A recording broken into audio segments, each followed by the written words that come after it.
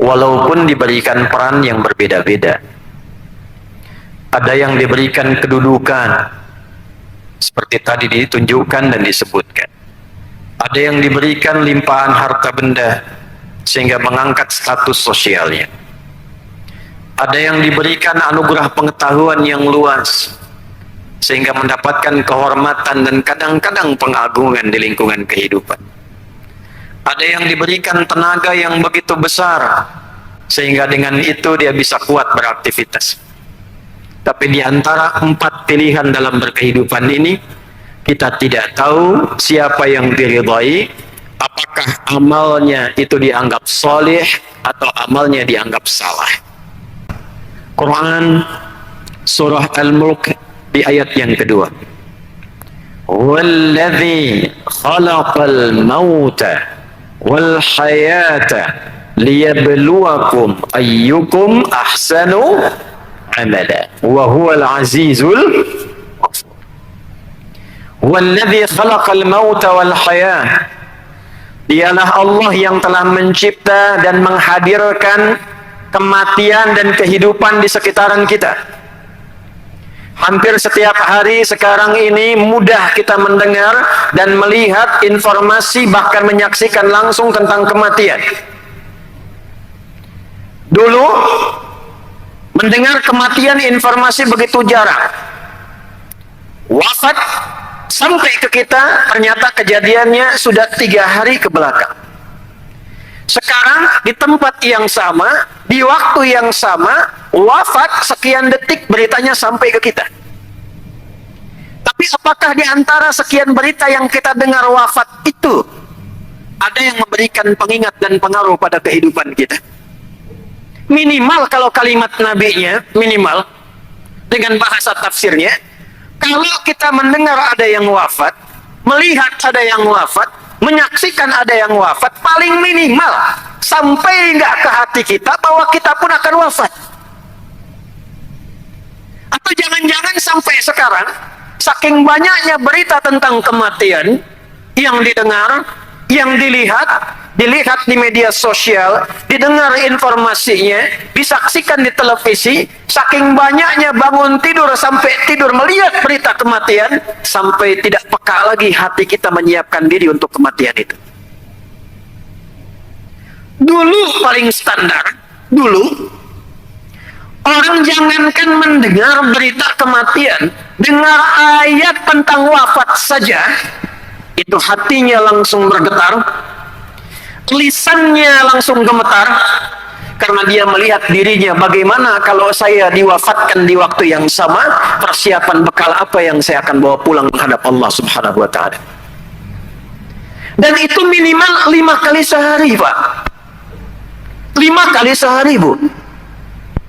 Dan dipraktikkan langsung oleh Nabi SAW, sehingga hampir semua sahabat di 5 waktu ini baru takbir sudah gemetar tangannya.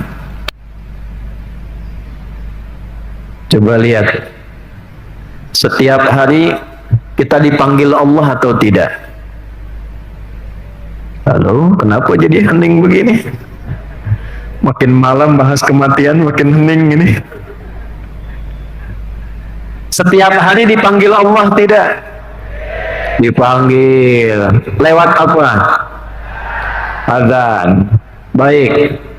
Pak Andi. Ada namanya Pak Andi? Oh, ganti. Pak Tony ada? Ada.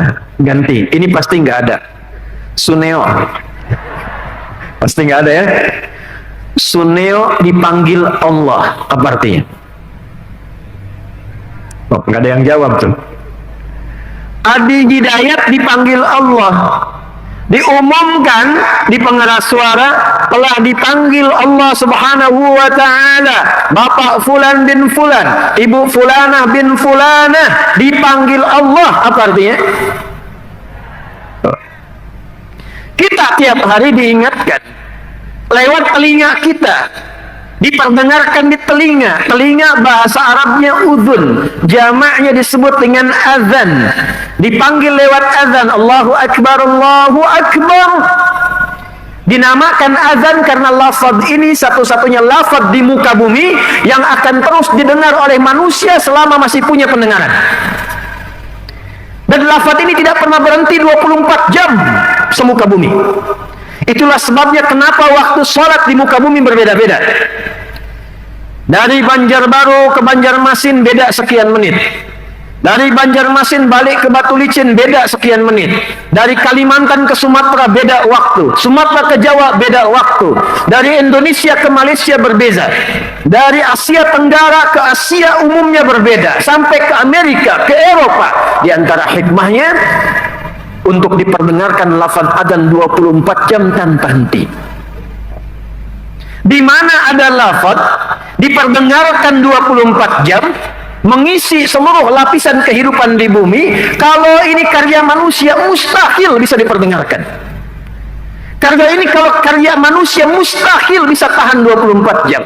Sejak didengungkan 15 abad yang lalu sampai sekarang azan tidak pernah padam 24 jam. Tapi panggilan azan itu mengajak kita menunaikan sholat, menghadap Allah. Saat menghadap itulah, perhatikan ayatnya berbunyi. Quran surah kedua Al-Baqarah di ayat ke-45 sampai 46. Wasta'inu bis-sabri was-salah wa innaha lakabiratun illa 'alal khashi'in. Dan jika kalian punya masalah dalam hidup, terima dulu, tangkap dulu dengan sabar, karena tidak ada orang hidup yang tidak punya masalah. Setiap orang hidup pasti punya persoalan. Masalah itu dikirimkan oleh Allah bukan ingin membuat kehidupan kita bermasalah, tapi ingin meningkatkan kualitas kehidupan kita. Ingat Quran surah 2 ayat 155. Wala nabluwannakum bisyai', dan aku berjanji, aku pastikan setiap orang yang hidup, kata Allah, aku akan berikan ujian dalam hidupnya untuk mengangkat kualitas hidupnya. Jadi mustahil ada orang yang hidup yang tidak diuji, itu mustahil. Mafhum mukhalafahnya, pengertian terbaliknya, kalau ada orang yang tidak ingin punya masalah, artinya tidak ingin hidup. Saya tanya ibu yang di sini nih, Bu, ingin punya masalah atau tak ingin punya masalah? Bilang ingin, takut nggak sanggup. Nggak ingin, takut nggak hidup. Ini rumusnya, terima dulu. Nanti Allah kirimkan masalah itu sesuai kebutuhan kita, sesuai doa kita. Jadi asal fikih di Qur'annya, masalah itu turun bukan ingin membebani kita, tapi Anda berdoa, dikirimkan jalan doanya lewat ujian itu. Anda sekolah, saya sekolah, ulun sekolah, ingin lulus dari SD ke SMP. Ulun doa, ya Allah ingin lulus. Caranya bagaimana? Lewat ujian. SMP mau naik ke SMA, ya Allah ingin lancar, lulus, ingin pintar. Bagaimana cara Allah mengabulkan itu? Ikhtiarnya lewat ujian. Kalau tidak dijalani, masalah. Itu kemarin ada rapot di utak-atik kan jadi nggak lulus. Kenapa? Karena jembatannya tidak diikuti. Dan tidak mungkin Allah menitipkan masalah, ujian, di luar batas kemampuan kita. La yukallifullahu nafsan illa usaha. Jadi kalau Anda malam hari ini punya masalah, seberat apapun, itu artinya hanya Anda yang dipercaya oleh Allah untuk bisa mengatasinya, dan itu sesuai dengan doa yang kita mohonkan kepada Allah. Jadi kalau ibu yang punya masalah, bukan saya, artinya hanya ibu yang sanggup menjalaninya. Dan maslahatnya kembali kepada ibu, bukan pada yang lain. Bagaimana supaya cepat menyelesaikannya? Wassalah, bawalah itu dalam sholat. Karena itulah dalam sholat kita katakan, iyyaka na'budu wa iyyaka nas. Ya Allah, sekarang hamba ini sholat, sekarang hamba menghadap, dan kau katakan bawa masalahmu untuk minta pertolongan. Sekarang hamba hanya minta pertolongan kepadamu. Kenal Nabi Zakaria? Ayo bilang kenal, saya pulang. Saya pernah mengisi di Pekanbaru. Ada yang kenal Fir'aun, Pak? Saya tanya, kenal Fir'aun? Kenal. Saya langsung gemetar mau nutup itu. Nabi Zakaria, istrinya divonis, maaf, secara medis tidak mungkin punya keturunan. Divonis menofus dan mandul, secara klinis mustahil. Ternyata bagi Allah tidak ada yang mustahil. Dikabulkan doanya, Allah izinkan mengandung, melahirkan, bahkan diberi namanya langsung diberikan oleh Allah Yahya. Kapan dikabulkan doanya? Saat sholat dan berdiri dalam sholatnya. Ali Imran ayat 39. Fanadatul malaikatu wa huwa qa'imun yusalli fil mihrab. Sedang berdiri dalam salatnya, doa kepada Allah, minta diberikan keturunan, dikabulkan doanya karena khusyuk salatnya. Sekarang cara khusyuk bagaimana? Dan apa kaitan dengan pembuka tadi kita di awal? Di surat Al-Mulk tadi, maka ayat ke-46-nya mengatakan rumus khusyuk. Sebetulnya tidak perlu pakai pelatihan. Kalau rumus Quran kita praktekkan, mempelajari yang Nabi tunjukkan, praktekkan seperti dicontohkan, dapat kita nilai khusyuknya. Alladzina yadhunnuna annahum mulaqu rabbihim. Orang khusyuk itu tanda pertamanya kata Allah, dia mempersiapkan diri sebelum sholat karena dia merasa dan menguatkan pada hatinya akan menghadap dan berjumpa dengan Allah. Allahu Akbar, Allahu Akbar. Allah panggil saya. Anda diminta untuk datang menghadap pimpinan, direktur perusahaan, minta panggil besok. Saya tanya, siap-siap atau tidak? Pakai baju bagus atau biasa? Dipersiapkan kata-katanya atau tidak? Maka ciri orang khusyuk karena tahu akan berjumpa dengan Allah, menghadap Allah dalam salat. Quran surah 7 ayat ke-31. Khudhu zinatakum 'inda kulli masjid. Dia kenakan pakaian terbaiknya. Dia wudu dengan sempurna. Quran surah 5 ayat ke-6. Karena dia tahu akan menghadap Allah. Nah ini Anda ini bagaimana? Dipanggil manusia, persiapan jauh dari rupa. Bahkan ada pesta sebulan sebelumnya sudah disiapkan. Pakaian, kelengkapan, ingin menghadap, datang. Yang belum tentu kita datang, keinginan kita dikabulkan. Allah panggil kita 5 kali sehari. Berjanji mengabulkan doa, menghilangkan kesulitan, mengentaskan persoalan. Dari mulai bangun sampai kita tidur, tinggal menghadap, bilang dikabulkan. Tapi ketika datang penampilan begitu-gitu saja. Pakai kaos, depannya Mbappe, belakangnya Messi. Menang, menangis saja. Kalah 1-0 tuh. Saya nggak nonton. Itu yang terjadi. Kalau sudah siap, datang menghadap ke arah kiblat, lihat poinnya. Wa annahum ilaihi raji'un. Dan dia menghadap ke arah kiblat lalu memantapkan kepada hatinya, annahum ilaihi raji'un. Saya tanya, kalau kita mendengar kalimat inna lillahi wa inna ilaihi raji'un, artinya apa? Artinya diterjemahkan oleh Nabi, sallu salatan muwadda'. Kalau engkau mau salat, menghadaplah ke arah kiblat. Tolong rasakan itu mungkin salat terakhir yang kau tunaikan menghadap Allah. Mungkin itu saat sujud engkau pulang kepada Allah. Mungkin saat ruku engkau kembali kepada Allah. Mungkin saat tahiyat engkau pulang menghadap Allah. Itu pesan Quran dipraktekkan oleh Nabi. Menghadap ke jamaah, semua fokus terisak saat mulai takbir. Karena merasa bagaimana kalau saya sedang takbir langsung dipanggil Allah. Jadi khalaqal maut itu bagi orang Islam dulu 5 kali sehari sadar dia akan pulang. Karena sadar setiap hari minimal 5 waktu persiapan untuk pulang. Liyabluwakum ayyukum ahsanu amalan. Subuh mau ke zuhur, pikirannya bukan sekedar dunia. Dunia hanya wasilah, tapi yang Allah titipkan kepada saya, kalau zuhur saya pulang, bekal apa yang saya bawa? Zuhur nunggu asar, kalau asar saya pulang, bekal apa yang saya bawa? Sahabat dulu begitu. Jadi ketika ketika disebutkan kematian, bahkan dibawa dalam nilai salat, baru mulai bertakbir. Itu Abu Bakar As-Siddiq. Baru disebutkan takbir nama Allah, Allahu Akbar.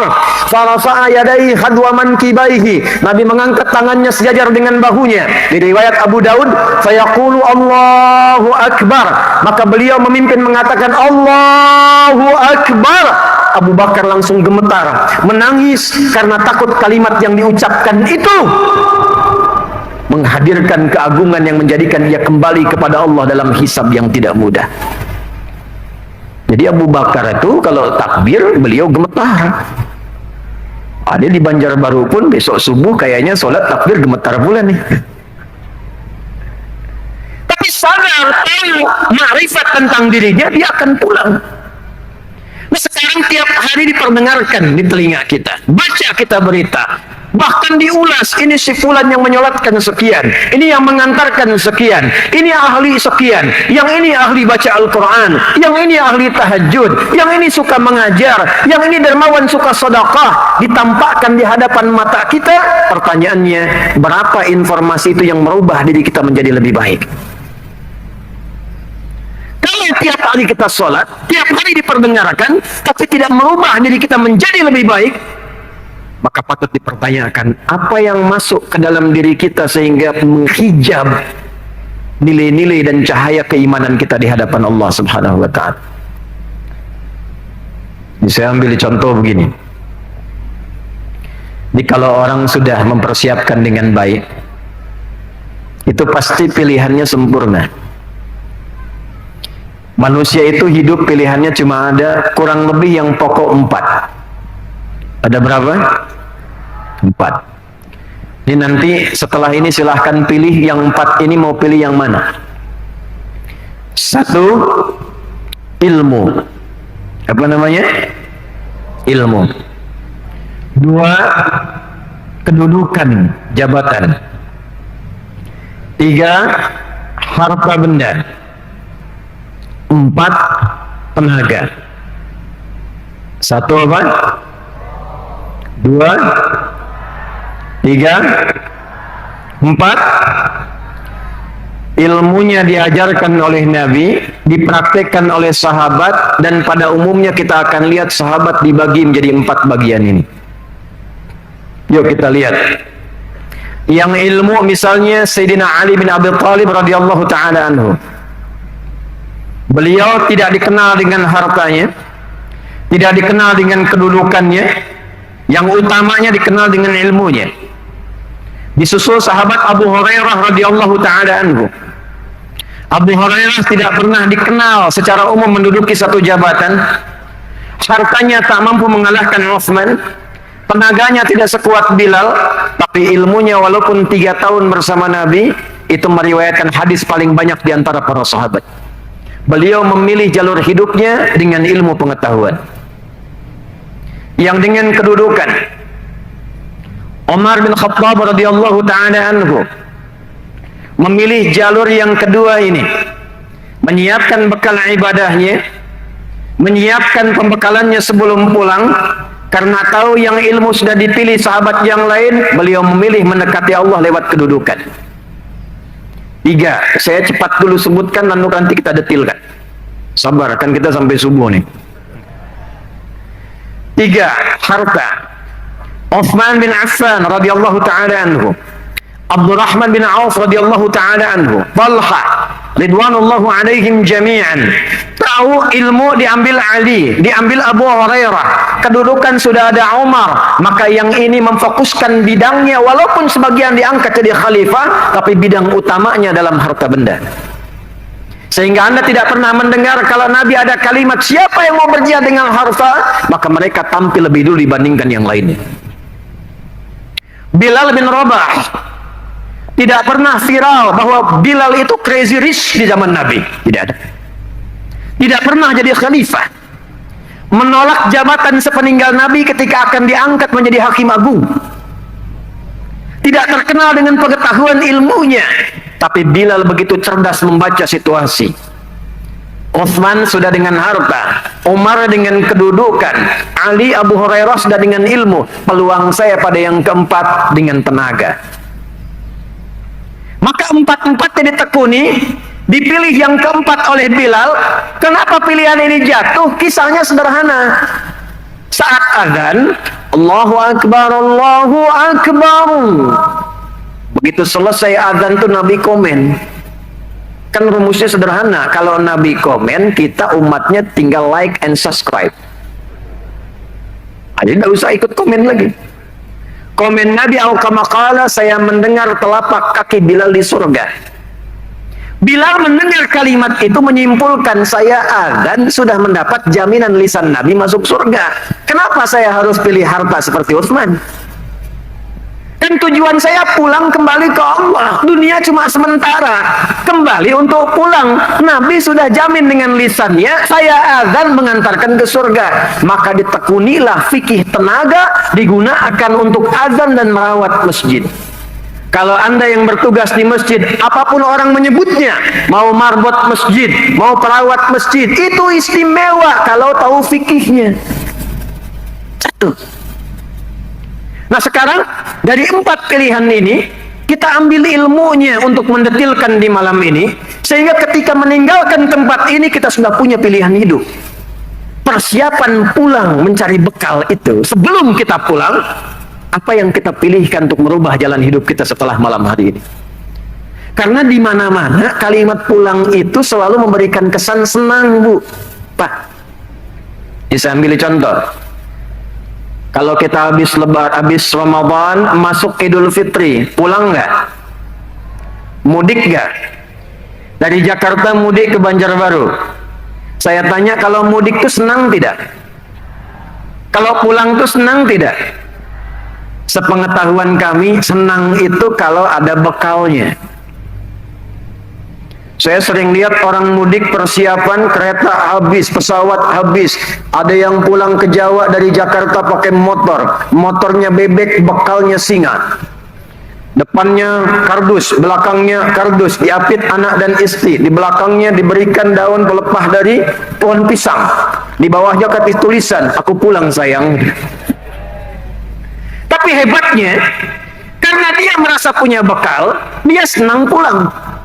Dia telepon keluarganya, keluarga senang, keluarga siapkan. Rumah dicat, kue diada-adakan, siap menjemput di bandara. Karena ada yang pulang, siap membawa bekal. Ulun pernah tanya satu orang, kenapa Anda tak pulang? Tak ada bekal, Ustaz. Jadi umumnya, kalau pulang itu senang.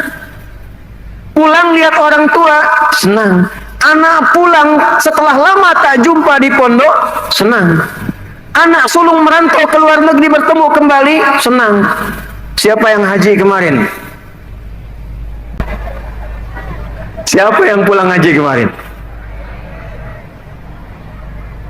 Tadi saya tanya nih, maaf ya, kalau sudah haji mau pulang senang tidak? Insya Allah yang belum haji disegerakan haji ya. Tidak cukup dengan amin, nabung dari sekarang. Jadi pulang itu senang, kembali itu senang. Di mana-mana fitrah kepulangan itu menghadirkan kesenangan. Sekarang saya tanya pada jamaah sekalian, kalau malam ini kita menghadap Allah, pulang kepada Allah, senang tidak? Mau bilang senang takut pulang, nggak senang pulang juga. Kalau keluar kalimatnya tidak yakin, berarti kita yakin bahwa bekalnya kurang. Sebab kalau bekalnya itu sudah merasa cukup, banyak pulang. Saya dengan sahabat Ustaz Arifin Ilham, kami sahabatan, saya jenguk di rumah sakit sebelum meninggal. Saya datang, senyum beliau, genggam tangan saya erat. Kalimat pertamanya satu, Ustaz, abang sudah rindu sama Allah. Liqa Allah. Saya punya kiai di Jawa, di Garut. Saya dampingi dari mulai sakit. Hadirkan Quran di sampingnya, diskusi dengan beliau. Tapi kalimatnya, anakku, kapan Buya ini kembali sama Allah? Sudah rindu dengan Allah.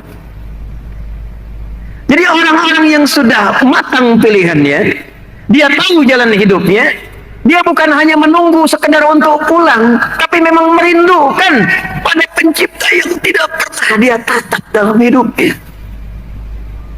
Karena itu orang-orang seperti ini, yang penting bagi dia itu bukan surganya, yang penting itu bisa berjumpa dengan Allah. Itu yang dimaksud Quran surah 75 ayat 23 sampai 24. Wujuhu yawma idzin nadhirah ila rabbiha nadhirah. Bukan surganya, ada orang yang di hari kiamat berbinar-binar wajahnya, dimuliakan dengan cahaya oleh Allah, bukan karena surganya, karena dia merasa gembira melihat Allah Subhanahu wa taala yang tidak pernah ditatap selama hidupnya. Punya bekal.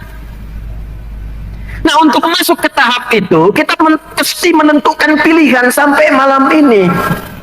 Anda mau pilih yang mana? Mau pakai ilmu? Mau pakai tenaga? Mau pakai harta? Atau mau pakai kedudukan? Tapi yang harus Anda sadari, kalau Allah sudah kirimkan satu di antara empat ini, maka itulah pilihan yang telah Allah tetapkan kepada kita untuk mencari akhirat kita dengan itu. Ingat itu ya. Mau ada drone, mau tidak ada drone, tetap itu pilihan. Halo? Siapa yang mau memilih jalur ilmu pengetahuan, boleh angkat tangan. Dah, turunkan lagi. Sekarang kita bacakan ayatnya. Bagaimana cara memilih jalur ilmu sekitar, dengan itu kita mulia di hadapan Allah. Keistimewaannya apa, cara belajarnya bagaimana, dan istiqomah jaga itu sampai dengan meninggal. Kalau ini bisa dilakukan, maka wafatnya langsung syahid, statusnya sama dengan mujahid fisabilillah. Quran surah 9 di ayat 122. Sekaligus kita sambungkan ke tema silaturahimnya. Perhatikan kalimatnya.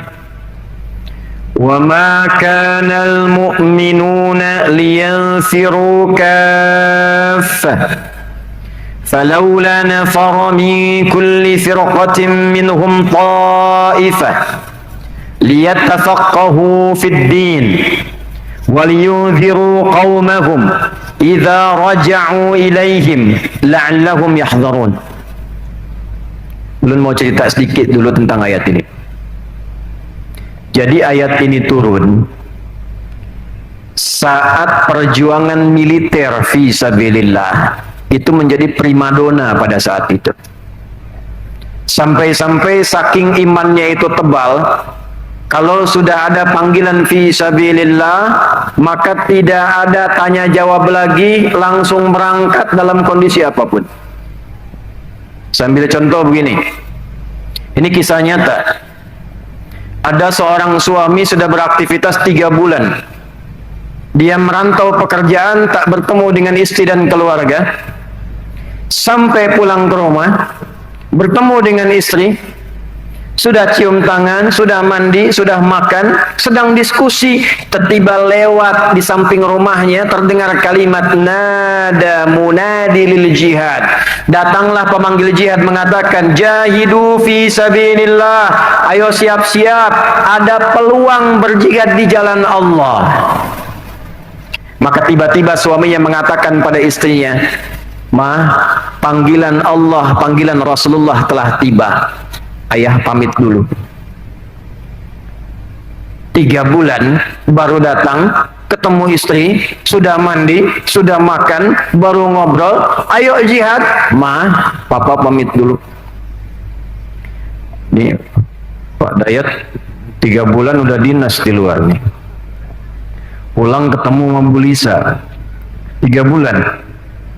Udah pulang, udah mandi, udah makan, lagi ngobrol. Contoh aja Pak, tiba-tiba datang panggilan, ayo ikut jihad. Kalau Pak Dayat dalam situasi itu, kira-kira ikut jihad atau dekat sama istri? Kalau ibu dalam situasi itu jadi istrinya, kira-kira diizinkan atau tidak? Tidak. Jadi nggak mudah. Tapi karena tarbiyahnya jalan, tahu rumah tangga itu hanya sekedar wasilah mengantarkan rahmat Allah untuk abadi di akhirat, dan itulah yang dilakukan di Gaza saat ini. Semua ibu-ibu itu merindukan anaknya, suaminya, pamannya, keluarganya, semuanya syuhada. Jadi paling bangga kalau ada keluarganya itu wafat dalam keadaan syahid. Paling bangga. Ada anak kita, anak muda pendongeng, kisah nyata, datang ke Palestina, ke Gaza untuk menghibur anak-anak, masa cukup lampau. Tapi kisah nyata. Beliau tanya ke anak-anak TK ini, siapa di antara kalian yang ingin menjadi presiden? Tidak ada yang angkat. Oh, sekarang mungkin banyak yang angkat. Tidak ada yang angkat. Siapa yang ingin jadi dokter? Yang perempuan 1-2 angkat tangan. Siapa yang ingin jadi pemain bola? Anak laki-laki 1-2 angkat tangan. Tapi ketika pertanyaan yang ketiga, siapa yang ingin selanjutnya? Siapa yang ingin menjadi mujahid fi sabilillah dan syuhada? Tidak ada yang angkat tangan. Semua berdiri tegap dan mengatakan dengan kencang, nahnu syuhada, nahnu syuhada, nahnu syuhada. Kamilah calon syuhada. Kami akan nyusul bapak kami akan nyusul paman kami akan nyusul om kami. Itu keluar kalimatnya secara tegas karena tahu dan punya persiapan bekal pulang. Nah, dulu suasananya begitu. Di era Nabi, kalimat ini viral. Maka ketika disebutkan panggilan, kalau kita masa-masa perjuangan, siapa yang mau berjuang? Semua keluar. Kiai Hashim bikin resolusi jihad sampai ke Kalimantan, semua bergerak, jaga, keluar demi negeri, niatkan ibadah. Tinggi nilainya.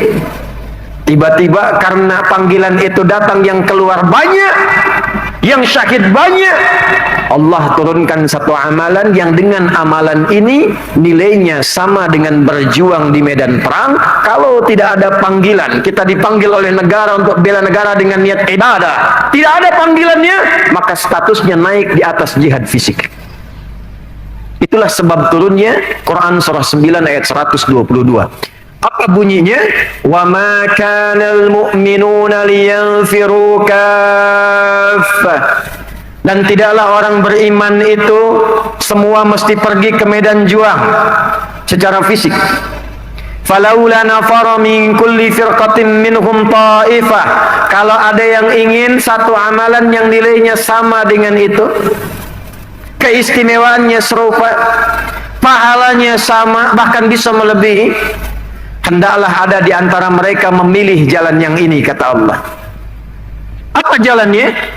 Lihat tafaqahu fid din. Pilihlah jalan jihad lewat pengetahuan. Pelajari ilmu. Jadi orang yang pintar. Jadi orang yang menguasai pengetahuan, kuasai teknologi zaman sekarang, kuasai beragam pengetahuan.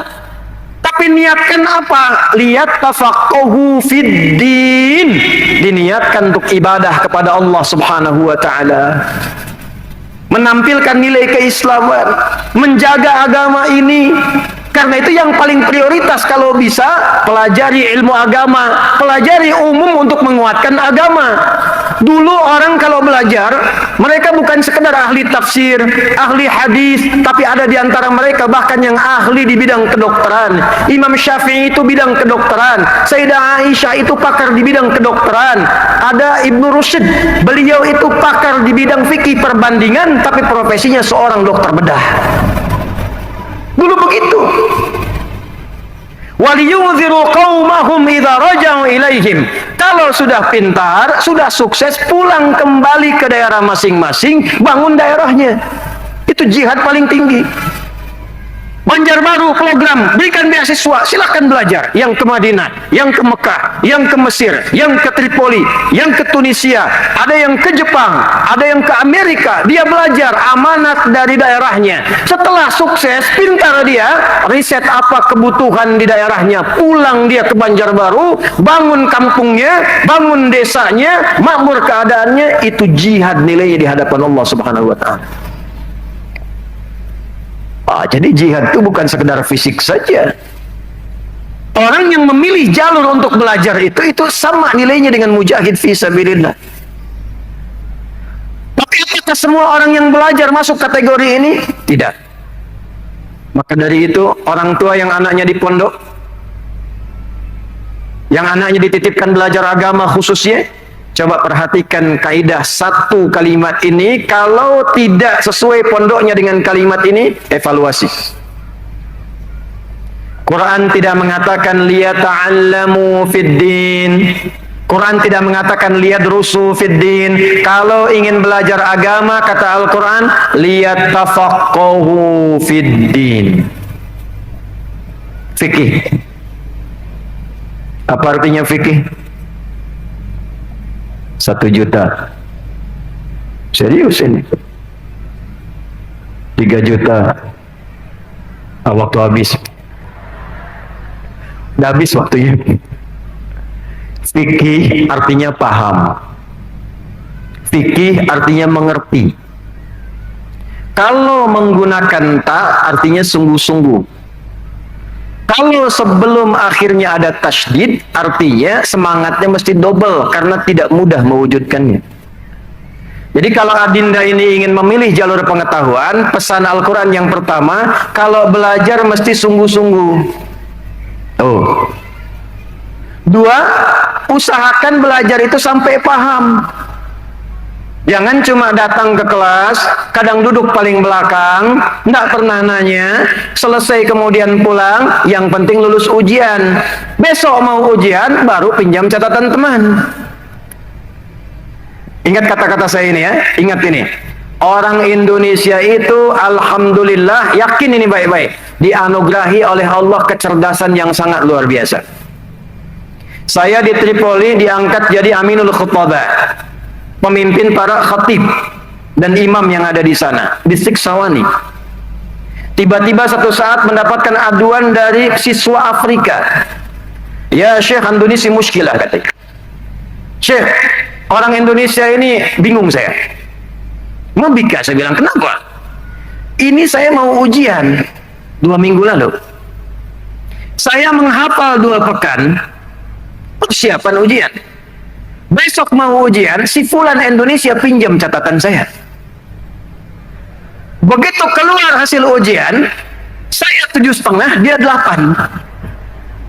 Saya bilang, belum tahu kamu sistem SKS. Sistem kebut, kadang-kadang 1 jam. Itu saking luar biasanya. Lidah orang Indonesia dipakai bahasa apapun itu cepat menyesuaikan. Orang India sampai kiamat kurang 2 hari, asli India bilang bahasa Inggris ketahuan Indianya. Orang Cina, asli Cina belajar bahasa Arab ketahuan Cinanya.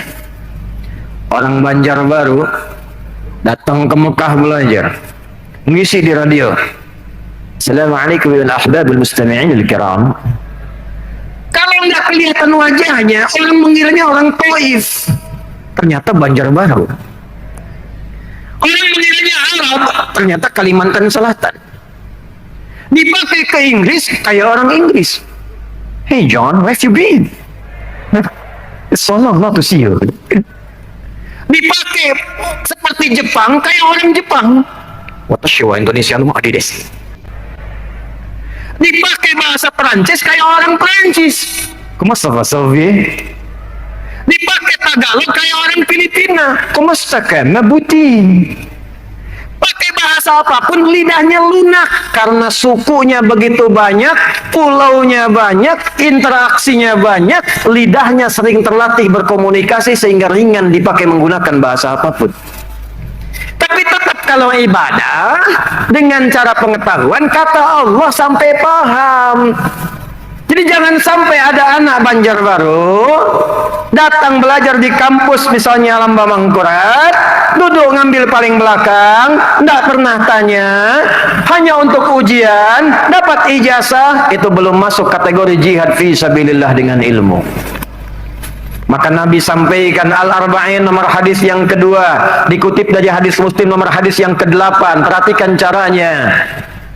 Bainama nahnu julusun 'inda Rasulillah sallallahu alaihi wasallam, kata Ibnu Umar, kata Umar bin Khattab radhiyallahu taala anhu, saat kami duduk-duduk santai dengan Rasulullah sallallahu alaihi wasallam, tiba-tiba datang penuntut ilmu. Ittala alaina rajulun syadidu bayadi thiyabi syadidu sawadi sya'ri la yura alaihi atharus safari wa la ya'rifu minna ahadun, fajalasa ila an-nabi sallallahu alaihi wasallam fawada'a kaffayhi ala fakhidhayhi wa rukbatayhi ila rukbatayhi faqala ya Muhammadun akhbirni 'anil Islam.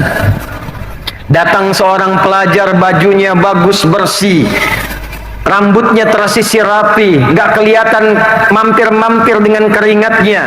Fokus datang di saf pertama, lututnya hampir mendekat Nabi, telapak tangannya dipegangkan di pahanya, langsung fokus di depan Nabi, dia bertanya tentang ajaran-ajaran agamanya.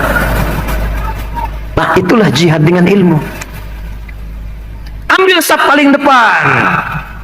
Saf depan mau ngantuk ditahan-tahan. Mau bikin status malu.